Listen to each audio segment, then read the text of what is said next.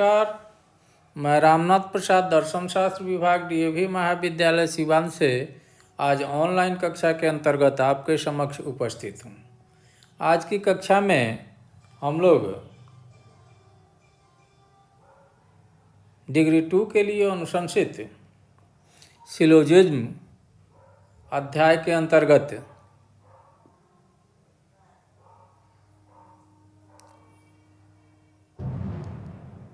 Syllogism के आकारों के विशेष नियम की चर्चा करेंगे।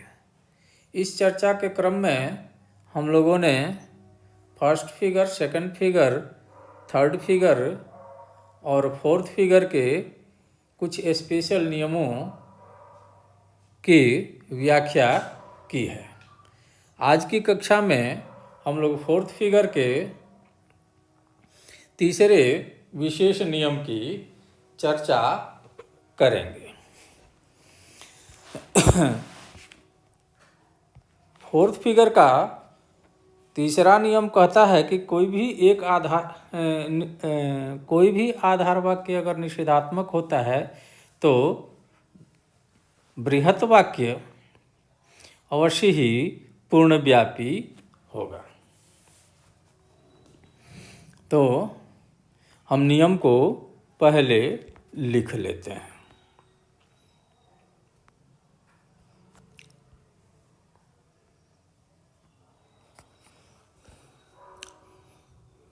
नियम 3, चौथे आकार का तीसरा नियम, चतुर्थ आकार में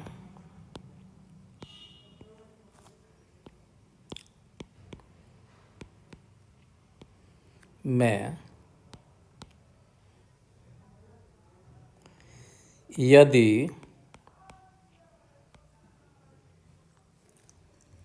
कोई भी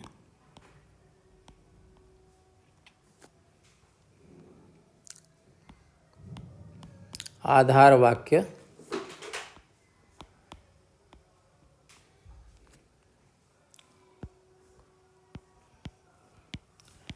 निषेधात्मक हो तो बृहत वाक्य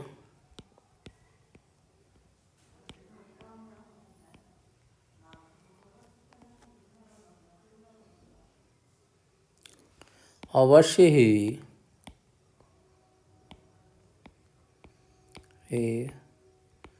पूर्णव्यापी यूनिवर्सल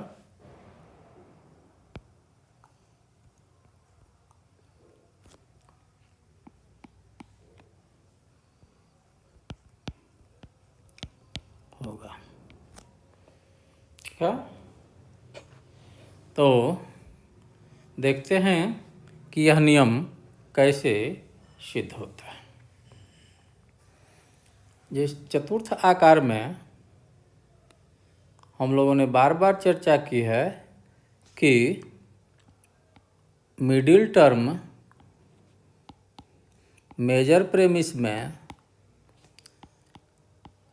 विधेय के स्थान पर रहता है और माइनर प्रेमिस में उद्देश्य के स्थान पर रहता है।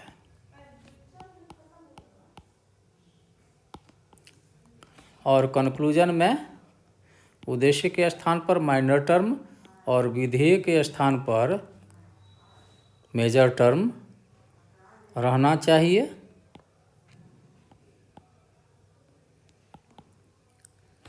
ठीक है, इसका आकार जेड की तरह का बनता है। ठीक है, तो अगर कोई भी आधार वाक्य मेजर प्रेमिस या माइनर प्रेमिस अगर निषेधात्मक है तो मेजर प्रेमिस को यूनिवर्सल होना चाहिए। क्यों? क्योंकि कोई भी आधार वाक्य अगर निषेधात्मक होगा, एक भी आधार वाक्य अगर निषेधात्मक है तो निष्कर्ष अवश्य ही निषेधात्मक होगा। दो आधार वाक्यों से कोई निष्कर्ष नहीं निकलता है।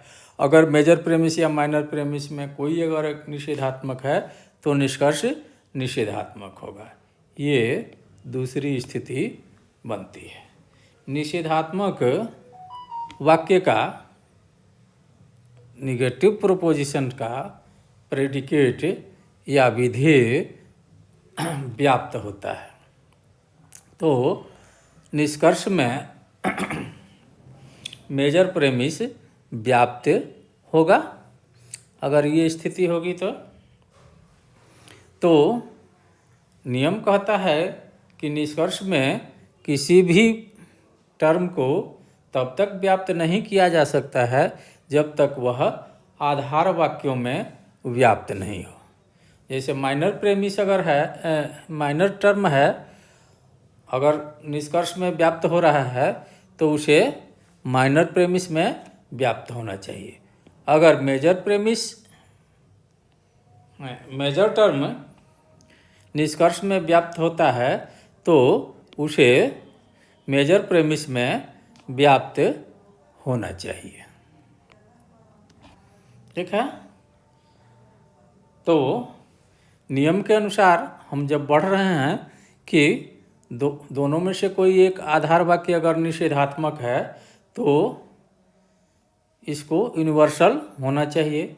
दोनों आधार वाक्य अगर निषेधात्मक होते हैं तो उसमें स्थिति ये बनती है कि निष्कर्ष निषेधात्मक हो जाएगा। निष्कर्ष निषेधात्मक हो जाएगा तो मेजर टर्म डिस्ट्रीब्यूटेड हो जाएगा। मेजर टर्म कंक्लूजन में डिस्ट्रीब्यूटेड हो जाएगा तो उसको मेजर प्रेमिस में डिस्ट्रीब्यूटेड होना चाहिए।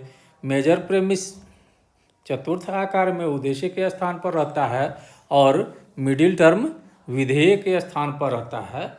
और यहाँ हम देख रहे हैं कि उद्देश्य के स्थान पर जो मेजर टर्म है वह डिस्ट्रीब्यूटेड है। अर्थात यह कोई ऐसा वाक्य है जिसका उद्देश्य व्याप्त है। उद्देश्य व्याप्त ए और ई में होता है। अर्थात ए जो है वो भी यूनिवर्सल प्रोपोजिशन है और ई है वो भी यूनिवर्सल प्रोपोजिशन है।